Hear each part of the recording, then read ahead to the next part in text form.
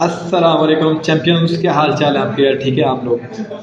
यार आपको पता है कि केमिस्ट्री का पेपर आ गया है, तो अब उसकी तैयारी फिर शुरू करते हैं। मैं आप लोगों को सिर्फ हेल्प आउट करने के लिए आता हूँ कि यार मेरे बच्चे जो है ना ये बड़े परेशान है इस सब्जेक्ट को लेकर स्पेशली।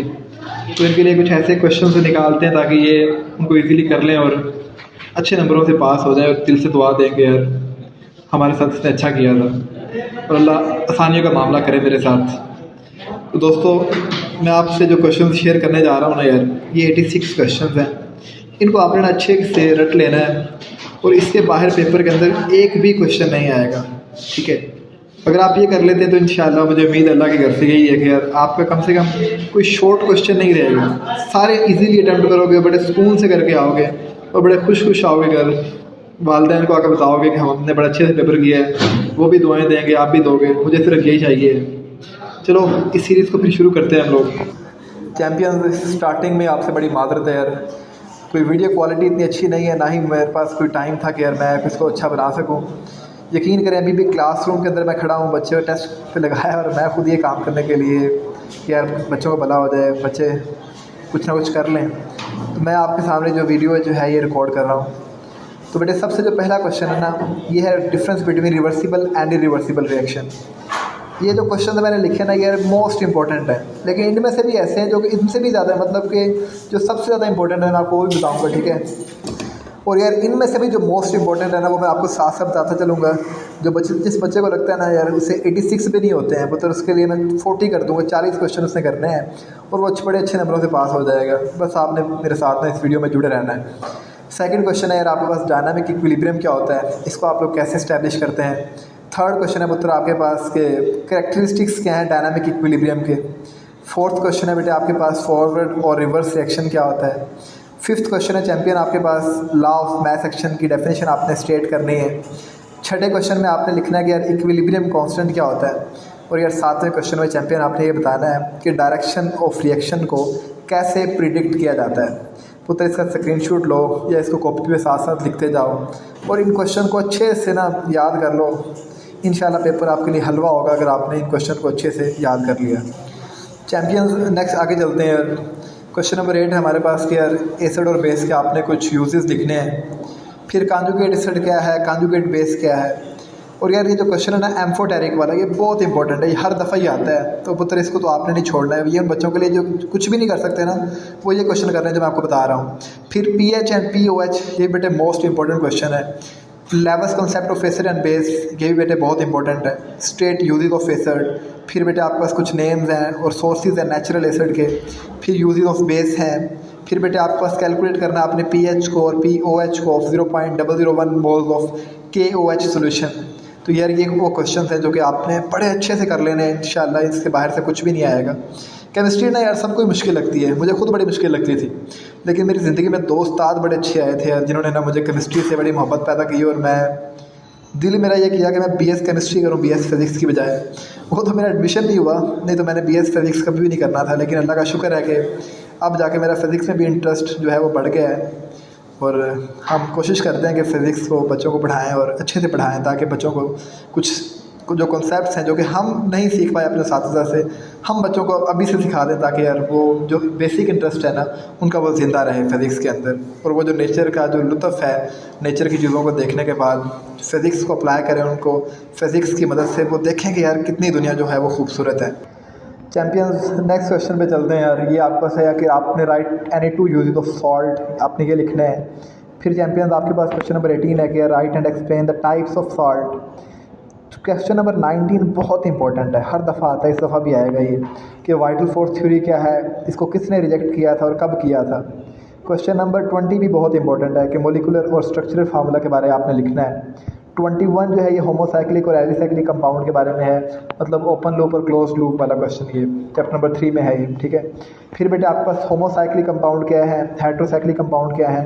23, 24, 25 ये सबसे इंपॉर्टेंट क्वेश्चन हैं बेटे, इनको अच्छे से कर लेना यार।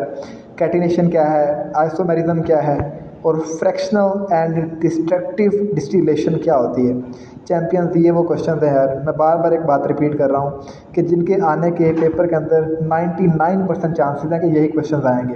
तो पुत्र इनको नहीं छोड़ना है, इनको आपने अच्छे से करना है। बाकी भी अगर आप चाहते हैं बाकी भी करें, लेकिन ये सबसे प्रायोरिटी पे रखें। कोई बच्चा 60 आउट ऑफ 60 वाला भी है ना, उसको मैं बेटे यही कहूँगा कि ये क्वेश्चन सबसे पहले करें, बाकी सारे बाद में। चैम्पियंस आगे चलते हैं यार क्वेश्चन नंबर 26 के ऊपर। आपका टाइम बड़ा कीमती है यार, मैं कोशिश कर रहा हूँ कि वीडियो को शॉर्ट से शॉर्ट बनाऊँ ताकि आपका टाइम भी ज़ाया ना और आप तक चीज़ें भी पहुँच जाएँ। डिफाइन फंक्शनल ग्रुप बहुत इंपॉर्टेंट है बच्चों आपके पास। Describe the uses of organic compound, ये भी बहुत इंपॉर्टेंट है। नेचुरल गैस क्या है, इसकी इंपॉर्टेंस क्या है, ये क्वेश्चन। फिर ईस्टर ग्रुप क्या है, इसके बारे में आपने लिखना है। फिर चैम्पियन क्वेश्चन जो है ना, सैचुरेटेड और अनसैचुरेटेड हाइड्रोकार्बन वाला, ये बहुत इंपॉर्टेंट है, आपने बड़ा अच्छे से कर लेना ये वाला क्वेश्चन। फिर बेटे आपके पास हाइड्रोजिनेशन क्या होती है, इथीन के यूजेस क्या हैं, हेलोजिनेशन क्या होता है, और ये जो क्वेश्चन नंबर 34 है ये भी बेटे मोस्ट इंपॉर्टेंट है कि घी और ऑयल के दरमियान क्या डिफरेंस है। चैम्पियन इसको अच्छे से कीजिएगा यार, अल्लाह पाक आप सबका हामी नासिर हो, आप इंशाल्लाह इजीली एग्ज़ाम को क्रैक कर लेंगे। चैम्पियंस आगे चलते हैं यार, हमारे पास क्वेश्चन है कि कार्बोहाइड्रेट्स क्या होते हैं। फिर आपने right the balanced equation for the hydrolysis of sucrose लिखनी है। कार्बोहाइड्रेट्स क्या होते हैं, इनके 3 क्लासेस के बारे में आपने लिखना है, ठीक है। ये रिपीट ही हो गया क्वेश्चन ऊपर से यार।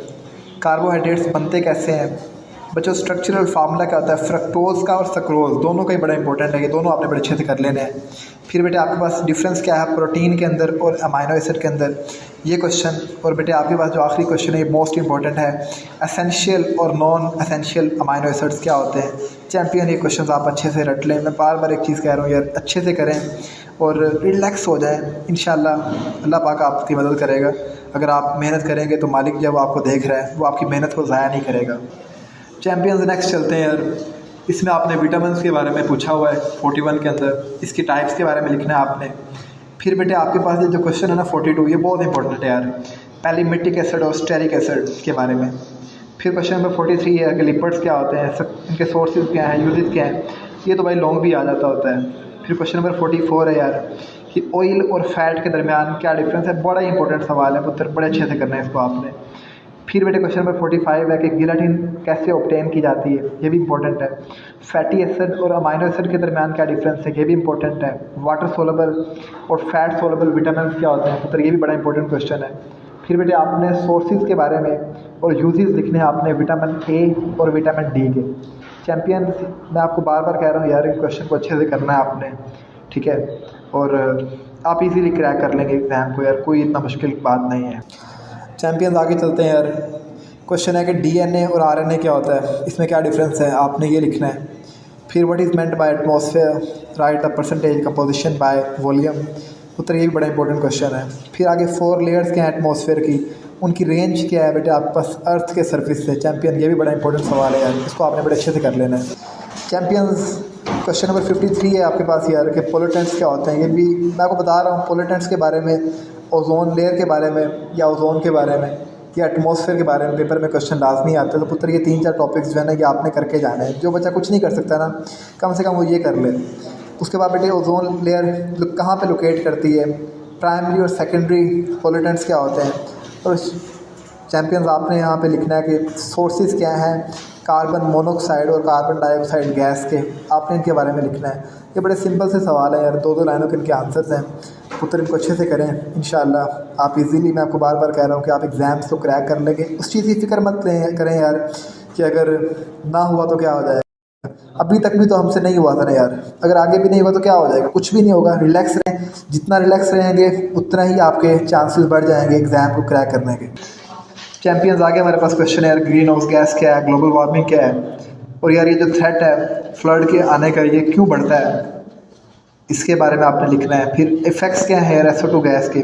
अब देखिए वही टॉपिक दोबारा फिर आ गया एसिड रेन का, मैंने आपको स्टार्टिंग में बताया था एसिड रेन का, ओजोन लेयर का, एटमॉस्फेयर का, ये पोल्यूटेंट्स का।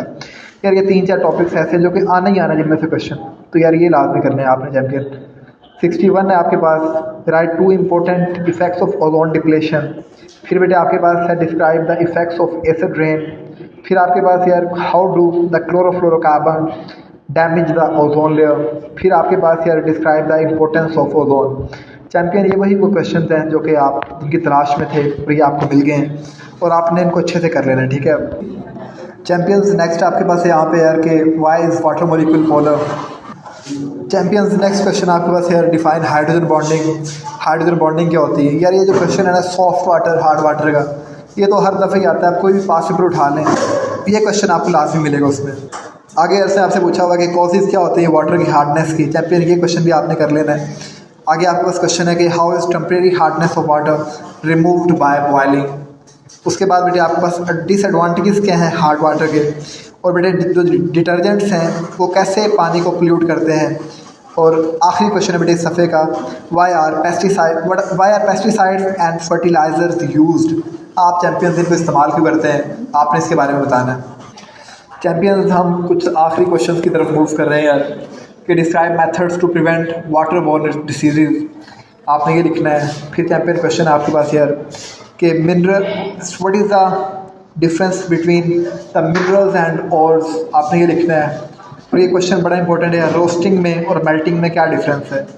फिर बेटे आपके पास फ्लोटेशन प्रोसेस क्या होता है। फिर what is roasting and how it is carried out, roasting क्या होती है, इसको आप कैसे कैरी करते हैं। फिर चैंपियन आपका क्वेश्चन है कि यार right the raw materials required for the salvage process, salvage process के लिए आपके पास कौन कौन से रॉ मटेरियल्स जो हैं वो आपको रिक्वायर्ड हैं।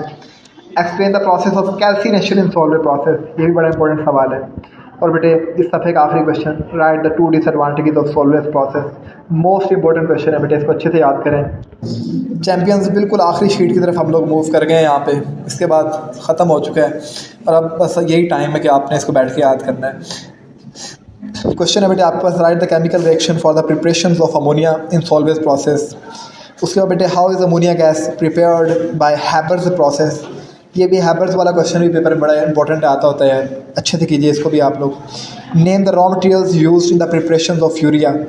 उसके बाद बेटा what is the difference between the diesel oil and fuel oil. फिर चैंपियंस आपका क्वेश्चन है क्रूड ऑयल और रेजिडुअल ऑयल में क्या फ़र्क है। और आखिरी क्वेश्चन बेटे आपके पास what is meant by petroleum. उम्मीद है कि यार आपको इन क्वेश्चंस की भी समझ आ गई होगी। अगर आपको फिर भी किसी क्वेश्चन के आंसर में मसला आ रहा हो तो आपने डायरेक्टली मेरे साथ कॉन्टैक्ट कर लेना है। अल्लाह आप सबका हामी नासिर हो, खुश रहें, आबाद रहें। अल्लाह हाफ़िज़ नासिर। अस्सलामु अलैकुम वरहमतुल्लाहि वबरकातुहू।